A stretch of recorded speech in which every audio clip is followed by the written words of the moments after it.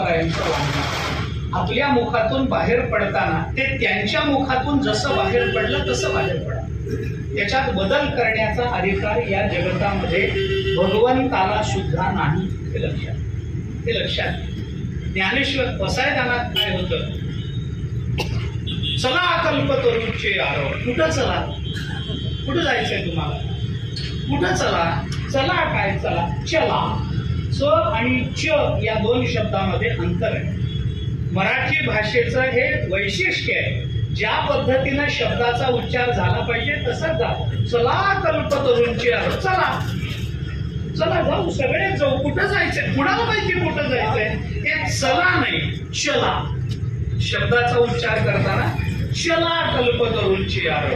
आणि दुसरी चूक होते ती या ओवीमध्ये येथ म्हणे श्री विश्वेश्वरावो असं सगळे म्हणतात. विश्वेश्वरावो हा शब्द नाही, विश्वेशरावो.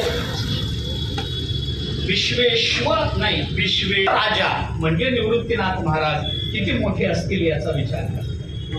मागणारे ज्ञानोबा मोठे, ज्यांच्याकडे मागितलं गेलं ते निवृत्तीनाथ महाराज त्यांचे सद्गुरू, आणि जे मागितलं गेलं ते सामान्य आहे का? सामान्य. जे खळांची व्यंकटी सांडो इथपासून, खळांची व्यंकटी सांडो इथपासून जो पसायदानाच्या पसायदानामध्ये मानवी जीवनाचा आलेख ज्ञानोबारायांनी मांडला तो वर वर वर वर जात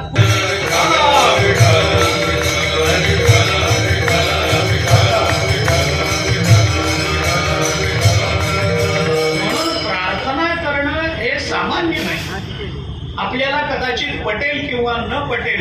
मी आता त्याचा जास्त उहापोह किंवा चिकित्सा करत नाही, पण व्यक्तिगत स्वार्थाकरता मागितलेल्या मागणीला प्रार्थना म्हणत नाही.